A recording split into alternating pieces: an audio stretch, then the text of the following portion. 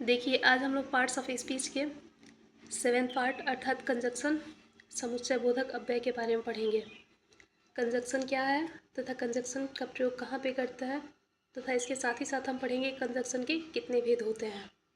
तो सबसे पहले बात करते हैं हम कंजक्शन अर्थात समुच्चय बोधक अव्यय की। अर्थात कंजक्शन क्या है, तो देखिए वे शब्द जो दो वाक्यों या दो शब्द समूहों या दो वाक्यों को जोड़ने का कार्य करता है, ऐसे शब्द को हम कंजक्शन या समुच्चय बोधक अव्यय कहते हैं। Those word which use to join words phrases clauses और sentence together is known as conjunction. अर्थात जैसा कि हमने कहा कि वे शब्द जो दो शब्द समूहों या दो वाक्यों को आपस में जोड़ने का कार्य करते हैं, ऐसे शब्दों को हम कंजक्शन या समुच्चय बोधक अव्यय कहते हैं। कंजक्शन से संबंधित कुछ वर्ड्स देख लेते हैं हम कि कंजक्शन किन किन शब्दों को हम कहेंगे या किन किन शब्दों द्वारा हम दो शब्द समूहों या दो वाक्यों को जोड़ते हैं। तो पहला होगा एंड अर्थात और। देखिए एंड का प्रयोग हम दो वाक्यों या दो शब्द समूहों को जोड़ने के लिए करते हैं। बिकॉज क्योंकि, बट लेकिन, और या, देयरफॉर इसलिए, आल्दो यद्यपि, एट पर, स्टिल फिर से, अनटिल तभी, सो इसलिए। देखिए यहाँ पे जितने भी वर्ड्स दिए गए हैं इन सभी शब्दों का प्रयोग कंजक्शन के रूप में किया जाता है, अर्थात दो वाक्यों या दो शब्द समूहों को जोड़ने के लिए किया जाता है। इसके अलावा कुछ अनिवार्य शब्द हैं जिन्हें हम कंजक्शन में रखते हैं, जैसे कि एट अभी तक, दैट वह, एज जैसे, अनलेस जब तक, व्हेन जब, टिल अभी तक, आइदर दोनों में से कोई एक, यह कह सकते हैं कोई भी, नाइदर कोई नहीं, नॉर अन्यथा या क्या के सिवा।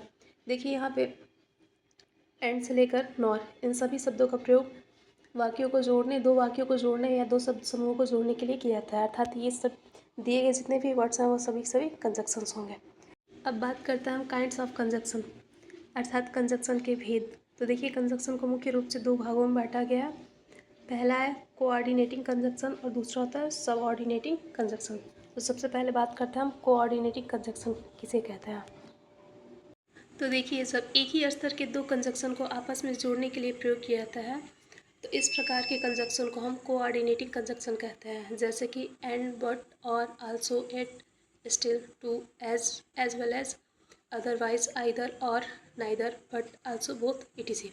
अर्थात यहाँ पे एग्जाम्पल में दिए गए जितने भी वर्ड्स हैं वो सभी के सभी कोऑर्डिनेटिंग कंजक्शन है, अर्थात इन सब शब्दों का प्रयोग एक ही स्तर के अर्थात एक ही समान के वाक्यों को जोड़ने के लिए प्रयोग किया जाता है। कुछ एग्जाम्पल द्वारा देखते हैं। Radha and Arya are friends. Radha और आर्या मित्र हैं। देखिए यहाँ पे राधा और आर्या दोनों ही एक समान है, अर्थात यह थर्ड पर्सन के सिंगुलर है। जैसा कि हमने कहा कि कोऑर्डिनेटिंग कंजक्शन में एक ही समान के शब्द समूह या एक ही समान के वाक्यों को जोड़ने के लिए कंजक्शन का प्रयोग किया जाता है, जैसा कि आप देख सकते हैं। नेक्स्ट है Rohan is poor but honest.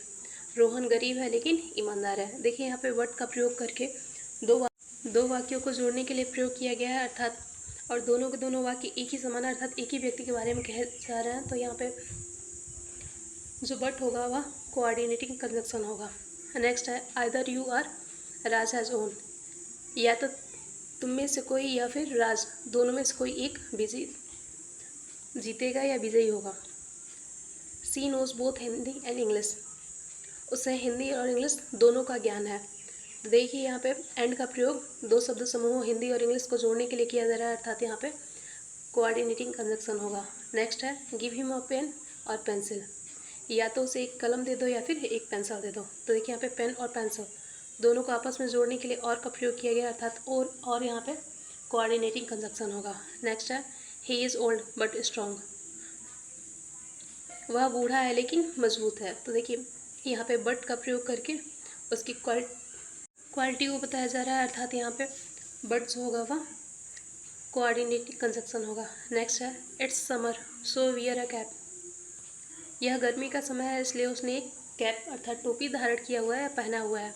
तो देखिए यहाँ पे सो का प्रयोग करके दो वाक्यों को जोड़ा जा रहा है, अर्थात सो यहाँ पे कोऑर्डिनेटिंग कंजक्शन होगा। नेक्स्ट है Akanksha is singing and Urvashi is dancing. अर्थात आकांक्षा गा रही है और उर्वशी नाच रही है। तो देखिए यहाँ पे एंड का प्रयोग दो एक ही प्रकार के वाक्यों को जोड़ने के लिए किया जा रहा है, अर्थात दोनों वाक्य एक समान है, दोनों में क्रिया को प्रदर्शित किया जा रहा है, इसलिए यहाँ पे एंड जो होगा वह कोऑर्डिनेटिंग कंजक्शन होगा।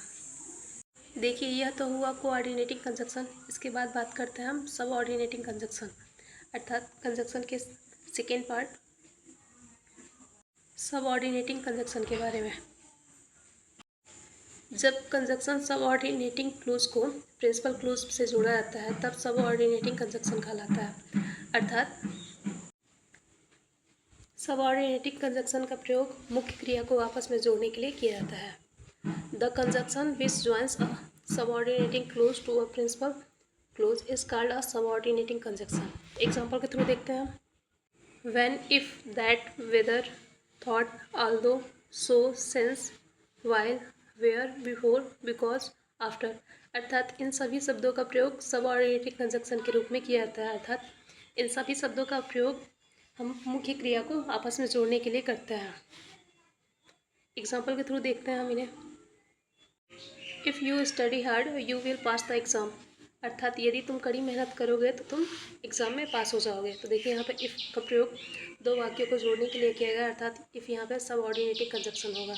नेक्स्ट है I will go to for walk as soon as I finish this, अर्थात मैं शीघ्र ही घूमने जाऊँगी जैसे ही मेरा यह कार्य पूरा हो जाएगा। तो देखिए यहाँ पे एज सुन एज का प्रयोग सबऑर्डिनेटिंग कंजक्शन के रूप में किया गया है। नेक्स्ट है as she was tired she went to rest, जैसे ही वह थक गई थी वह आराम करने चली गई, अर्थात यहाँ पे एज का प्रयोग सबऑर्डिनेटिंग कंजक्शन के रूप में हुआ है। नेक्स्ट है while she working while he was playing, वह क्यों कार्य कर रही थी जबकि वह खेल रहा था।